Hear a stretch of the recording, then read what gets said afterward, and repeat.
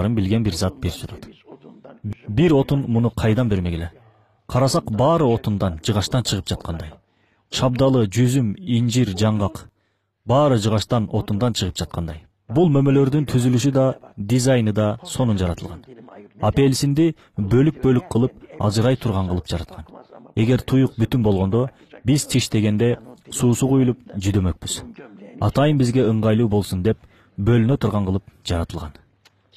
Канчалык даражада кылдат, кооз, акылмандуулук менен жаратылганын карагылачы. Биз ушул нерселерди түшүнүп билүү үчүн келдик бул дүйнөгө. Башка кыла турган ишибиз жок бул дүйнөдө. Этибиз желинбейт, сүтүбүз ичилбейт, чачыбыздан байпак токуганга да болбойт. Эчтекеге жарабайбыз кыскасы. Эчкинин жүнүн кырксак, кийим болот. Койду кырксак да кийим болот. А менин чачымды кырксак, таштанды кыргытабыз. Профессордун чачын кырксак да таштанды кыргытабыз. Демек, биздин бул денебизден эч кандай пайда жок. Биздин бир гана кыла турган ишибиз бар. Ал ой жүгүртүү, ыйман келтирүү, Аллахты таанып билүү, Аллахты сүйүү, Аллахка сүйүктүү болуу. Кыскасы ибадат. Биз ушул үчүн жаратылганбыз.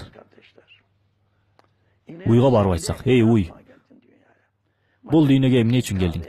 Же футбол көрбөйсүң, же кафеге барып эс албайсың, ичимдик ичип ойнобойсуң, же эс алууга чыкпайсың. Мал сыяктуу жашап жүрөсүң.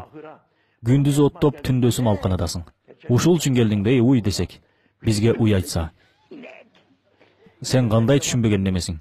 Барып муздаткычыңды бир ачып карачы, ичиндеги сүт менден, айран менден, быштак менден, сарымай каймак менден, фарш менден, чучук менден, котлет менден, беш бармактагы эт менден, алдагы бутуңдагы ботинка менден, белиңдеги кемер да менден. Мен болбосом шымыңды көтөрө албай калмаксың.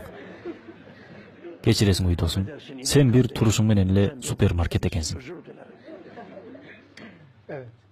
А эгерде уй бизге айтса, сен эмнеге келдиң? Же этиң желинбейт, же сүтүң ичилбейт, чачыңдан кийим чыкпайт. Мына, сен эмнеге келдиң бул дүйнөгө десе, эмне деп жооп беребиз? Демек, адам Аллахты таанып билип, ага ибадат кылуу үчүн келген.